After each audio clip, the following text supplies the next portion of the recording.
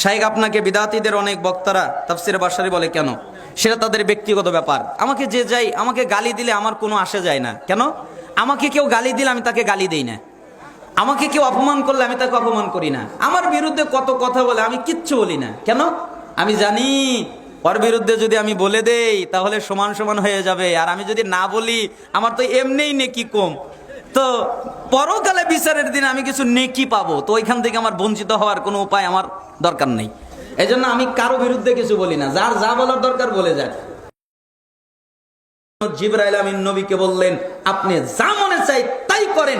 যা মনে চাই তাই করেন মানে রসুলের সাথে তার খারাপ বাক্য লাগাতে পারি না, তাই আমাদের কাছে নিয়ে এসে বলতে চাই, আব্দুল্লাহ ইচ্ছা করলে চুরি করো, ইচ্ছা করলে ডাকাতি করো, ইচ্ছা করলে জিনা করো, ইচ্ছা করলে ব্যভিচার করো, ইচ্ছা করলে সুদ খাও, ইচ্ছা করলে ঘুষ খাও, ইচ্ছা করলে গীবত করো, ইচ্ছা করলে চগলখুরি করো, ইচ্ছা করলে বেপরদায় চলো, ইচ্ছা করলে আরো যত পাপ আছে সব করো, তোমার যা মনে চাই তাই করো, কিন্তু মনে রাখো তোমাকে তোমার রবের সামনে দাঁড়াতে হবে। সাবধান। না আপনারা কি মনে করেন দাঁড়াতে হবে না? আমরা তো মানুষ, রাসূল সাল্লাল্লাহু আলাইহি সাল্লামের শেষ উম্মত, কিন্তু আমাদের ভিতরে ওই ভয়টা নাই। সাহাবীদের মধ্যে ভয় ছিল। একজন সাহাবীর কথা, আপনাদের কষ্ট হচ্ছে না তো? একজন সাহাবীর কথা মনে পড়ে গেল, মাইজ বিন মালিক। তিনি আল্লাহর নবীর কাছে আসলেন, জিনা করেছেন, তাই তিনি পবিত্র হতে চায়। তিনি জানতেন যে আমার মৃত্যু হবে, তারপরেও আল্লাহর নবীর কাছে এসে বললেন, আল্লাহর নবী জি আমি জিনা করে, আল্লাহর নবী আপনি আমাকে পবিত্র করেন। রাসূল সাল্লাল্লাহু আলাইহি সাল্লাম বললেন যাও আল্লাহর কাছে মাপ চাও, ক্ষমা চাও, আল্লাহ মাফ করে দিবে, ক্ষমা করে দিবে।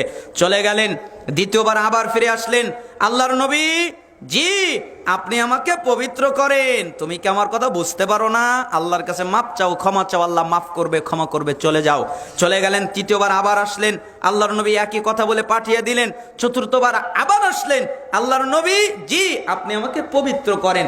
আল্লাহর নবী তখন রেগে গেলেন, রেগে গিয়ে সাহাবীদেরকে বললেন, এই সাহাবীরা জি মায়ের পাগল নাকি?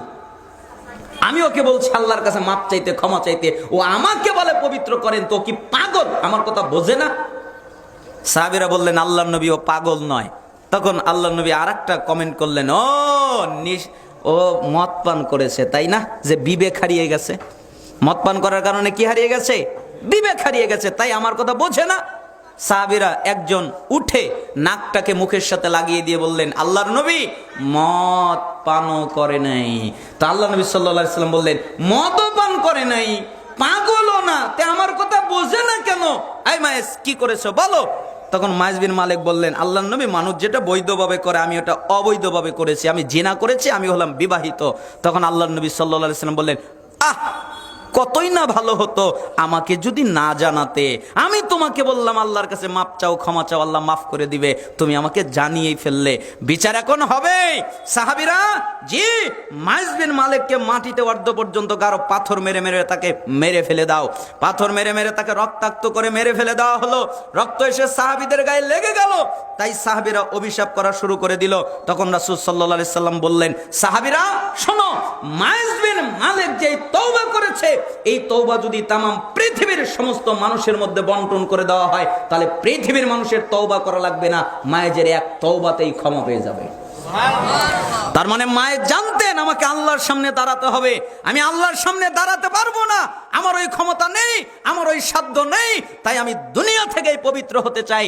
তিনি নিজের জীবন দিয়ে দুনিয়া থেকে পবিত্র হয়ে গেলেন, কিন্তু আল্লাহর সামনে দাঁড়াতে ভয় পান।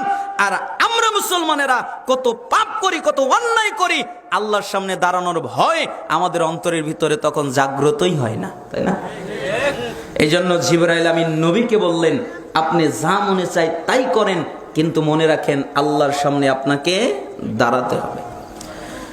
হে মুহাম্মদ, উপদেশ এখনো শেষ হয় নাই। শারাফুল মুমিন কিয়ামুল লাইল। আপনি কি জানেন মুমিনের সম্মান কি? মুমিনের সম্মান হলো রাতে সালাত আদায়ের মধ্যে। যারা রাতে সালাত আদায় করে তাদের সম্মান আছে, যারা রাতে সালাত আদায় করে না তাদের সম্মান নাই। ওয়া ইজ্জুহু ইস্তিগনাউহু আনিন নাস, এবং তার ইজ্জত হলো মানুষের কাছে কিছু না চাওয়ার মধ্যে। যারা মানুষের কাছে কিছু চায় না, আল্লাহর কাছে চায়। কোনো খাজা বাবার কাছে যায় না, কোনো পীর বাবার কাছে চায় না, কোনো মাজারওয়ালার কাছে চায় না, কোনো খানকায় চায় না, কোনো খাম্বার কাছে চায় না, কোনো গাছের কাছে চায় না। যদি চাইতে হয় একমাত্র আল্লাহর কাছে চায়। যারা আল্লাহর কাছে চায় তাদের ইজ্জত আছে, তারা ইজ্জতওয়ালা লোক। বলেন তো চাইতে হবে কার কাছে?